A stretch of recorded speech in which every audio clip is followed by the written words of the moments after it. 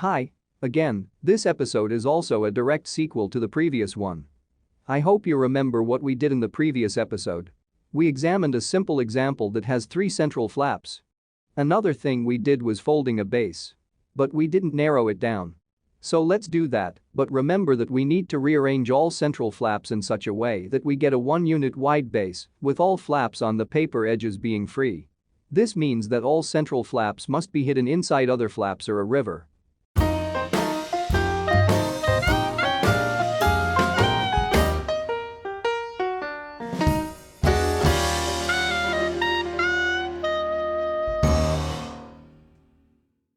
What do we have to do? First, we have to analyze the crease pattern to establish where the central flaps polygons and their edges are. This shouldn't be that difficult.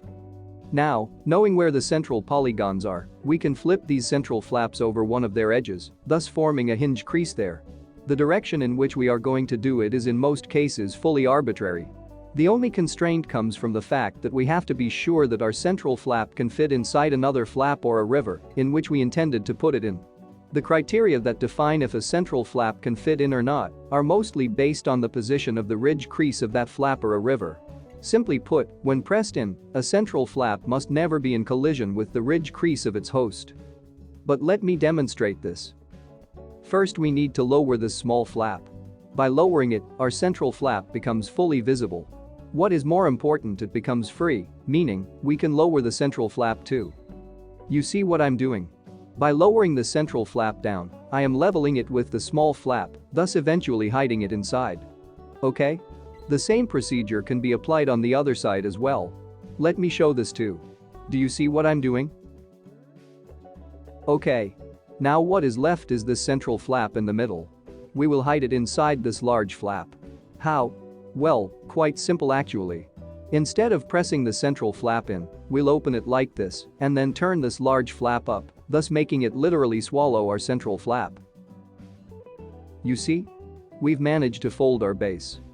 It is 1 unit wide and, just like we expected, all the flaps on paper edges are free. What we've got is fully in line with the stick figure.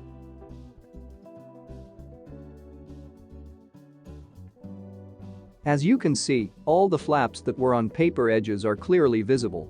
What is not readily visible are those 3 central flaps.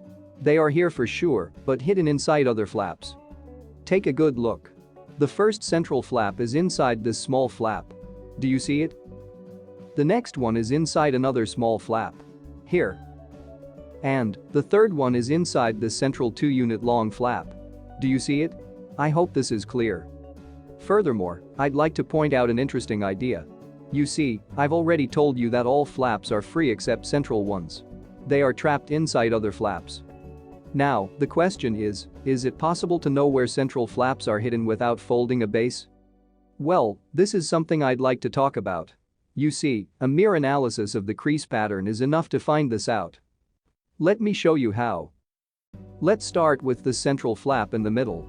We'll take this one first, since it's easy. This central flap, you see, has a hinge crease only on one side. Therefore, there is no other option but to flip the central flap up into this 2-unit long flap in the middle. The other 2 central flaps have 2 hinge creases each, so at first glance, it might seem unclear in which direction these flaps are flipped. But this is not so. We know without any doubt in which direction these 2 flaps were flipped over. Every central flap is always flipped over the hinge crease with a symmetrical orientation in respect to its central crease. In other words, these 2 central flaps were flipped over to the left and right respectively, since hinge creases on these sides are blue all along its length.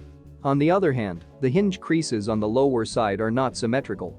They are partly blue and partly red, and as such cannot be used as a flipping point.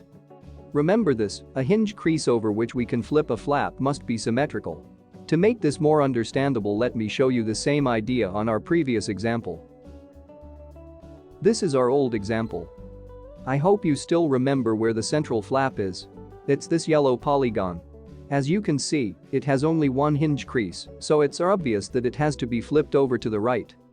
I am showing you this only to point out the symmetrical nature of this hinge crease. You see, it's blue in the middle and red on the edges. It is completely symmetrical with respect to the central crease. Okay, I hope this is clear. Let's go back to our previous example. This is its crease pattern. What I'd like to point out is the fact that this is not the only possible crease pattern configuration. So, let me show you yet another. As you can see, central flaps are again hidden inside other flaps. We know that all central flaps have at least one hinge crease, meaning all of them are flipped over these hinge creases. Besides, since every central flap has only one hinge crease, we know right away in which direction the central flaps will be flipped. In other words, we know where they are going to be hidden. The left and right one are flipped down, while the one in the center is flipped up. It's obvious that not all of them are flipped in the same direction. Must it be this way? Can we flip them all in the same direction? Can we flip them all down? The answer is no. You see, for the flap in the middle to be flipped down, there must be enough space to hide it there, which is here not the case. But let me show you this. This is our base, folded according to the crease pattern. Do you see where our central flaps are? Two lateral are over here. Can you see them? They are hidden here in these two large flaps. The third one, the one in the middle, is over here, inside the central, 2 units long flap. Can you see it? Now, can we flip this central flap down? We can try. It should be something like that. But as you can see, we cannot do that. In between these two axial creases we already have a ridge crease. That's what I was telling you a minute ago. There is no room for our central flap there. It cannot be hidden there. The same applies to the lateral central flaps. They cannot be flipped up either. Why? Because again there is no space available. As in the case of the central flap, they too will encounter a ridge crease there. These ridge creases will prevent them from entering the spaces between those axial lines. So, when designing a crease pattern, we must always be aware of two things. First, in most cases the so-called central flaps will be hidden inside nearby elements, but only if they can fit inside. And second, hinge creases that appear as a consequence must always be symmetrical. I hope this is more or less clear. Also, it is important for you to understand that there is almost always more than one option. And it is precisely this possibility to explore different folding options using the same or almost the same crease pattern that makes origami so interesting and so fascinating. At the end of this episode, I would like to show you another very similar, yet a more complex example. This one will have the central flap with a wide tip, so the tip isn't pointed as usual. If you remember, we've already analyzed this example. But we will use it again just to show you that we always have to use the same ideas and the same approach. Whatever we do, whatever problem we want to solve, the approach must be the same. First, as always, we have to define the orientation of basic creases. Since this crease pattern is very similar to the previous one, we will skip most of this procedure. You know, the procedure is always the same. But nevertheless, let's take a few moments to discuss a horizontal ridge crease that connects two V-shaped ridge creases of a central polygon. If you remember from episode 7, this crease is a special type of ridge crease. This one is interesting, since among other things, it is also different in respect to its orientation. You see, it has to be symmetrically oriented with respect to the model's central crease. This is where this ridge crease disregards the rule that every other ridge crease segment must be differently oriented. Take a good look. In this case, two central ridge crease segments are identically oriented. Can you see that? They are obviously not differently oriented. Remember this. Remember this idea. This is the proper way of setting orientation with this kind of crease. Now we can proceed. Our next step is to add additional creases in order to ensure flat foldability of the whole model. With this in mind, first we have to find all vertexes that are ill-defined, that do not satisfy Miyakawa's and Kawasaki's theorems. As you can see, there are 7 of them. But let's first deal with the central flap, or to be more precise, let's flip it up, thus freeing all the other flaps. The idea is the same as in the previous example. In order to free all other flaps, this central flap has to be hidden. If we look at the central polygon, we'll see that it's quite wide. And since we want to flip it up, we have to add a hinge crease along its whole length. In other words, we have to add a hinge crease along its upper edge. Of course, the newly added hinge crease must be symmetrically oriented. We know that, right? Okay. It should look like this. As you can see, everything is more or less the same as with the central polygons with a pointed tip. This new configuration forces the central flap in between the axial lines of the nearby polygon. As you probably remember, when adding a hinge crease, we have to change the orientation of an axial crease between the polygon center and that hinge crease. But this leads us to the following question. Which axial crease? You see, the polygon is quite wide, so there are 5 such creases. Luckily, the answer is quite simple.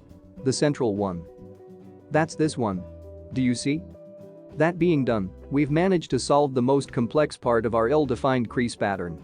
The only issue that's now to be dealt with are the remaining 5 ill-defined vertexes. But that's easy. We just have to add a hinge crease to each of them, and the creases should go directly toward paper edges. And that's it. What I'd like to show you next is the folding procedure. This model is a bit specific, so I'd like to show you how to fold it. Ready to start? Okay, let's start from the middle flap. Please pay attention here. This is important because this initial part of the folding procedure is the only difference compared to the previous example. Do you see this central horizontal crease? In the example with 3 central flaps, this crease was a valley all along its length. But here, as you see, it is partly a valley and partly a mountain. This means that this part of the paper must go underneath this central part. Rest of the paper should go underneath the central part of the paper too. It should look like a harmonica. The same should be done on the other side. You see? It is important because when we fold the model over the horizontal crease, we get more or less appropriate orientations. At least here in the central part of the model. Now, if we fold it like this, we'll get our central flap. Do you see it? This is the central flap. It's 1 unit long. This is fine, but it'd be nice if we could somehow fold small flaps on the sides too. To do it, we have to unfold the model a little bit and press in this fold here. And now we need to fold the central crease again. The same procedure should be used for the other side as well. So, unfold the model a little bit and press in this fold here. And of course at the same time fold the central crease again. Doing so, we've managed to fold the central horizontal crease correctly along its whole length. So now we have the central flap and 2 small flaps on both its sides. Next thing we need to do is to fold flaps on paper edges. This should be easy since we've already pre-creased these flaps. Let's start with the big ones. You see, this can be tricky since the paper resists due to internal paper interlocking. But I think we'll manage to do it.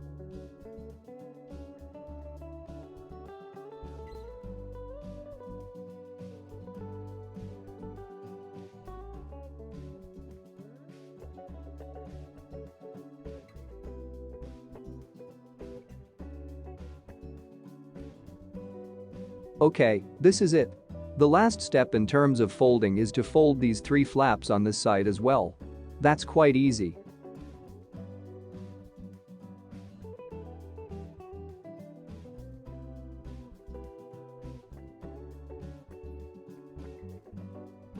And that's it. You see, the procedure is a little bit different but still manageable.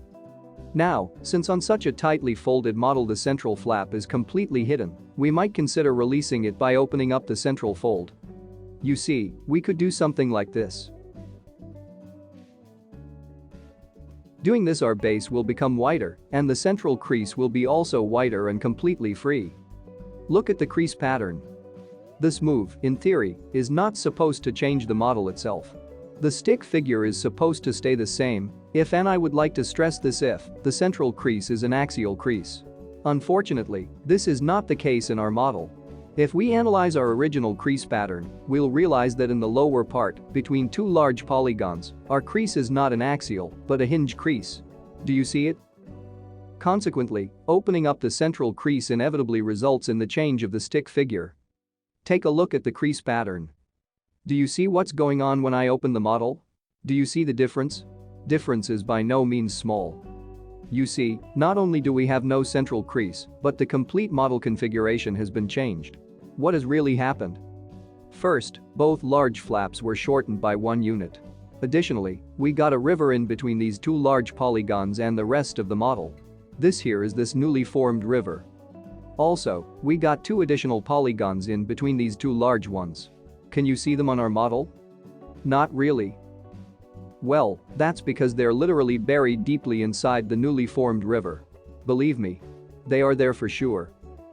Here I would like to stop for a second to show you something interesting. Please look at this new crease pattern. Do you see something strange? Well, let me help you. Look at this ridge crease. Do you remember the rule that every other ridge crease segment must be differently oriented unless the ridge crease changes direction? In that case, the orientation has to stay the same? Well, obviously this is not the case here. I am showing you this just to remind you of what I told you in the episode 5. As you might have realized by yourselves by now, the rules I've just mentioned are not that strict. A segment can be reoriented as long as Miyakawa's and Kawasaki's theorems are obeyed. In this particular case, we have exactly that. Certain segments are reoriented. That's all. But let me prove you this.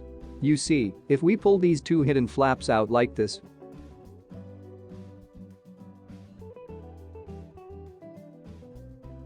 what happens? Not much. The stick figure remains the same. We haven't added or changed any flap. They are still the same. Neither the length nor the position have changed. Except that we pull them out. However, the crease pattern's been rearranged, and this time it's fully in line with the aforementioned rules. So, as you can see, both crease patterns are okay, meaning different configurations are possible and allowed if you like, as long as Miyakawa's and Kawasaki's theorems are obeyed. That'd be all for this episode. With this, we've finished the introduction into the polygon packing method. In the next one, we're gonna finally try to design, define and fold a real model. So stay tuned.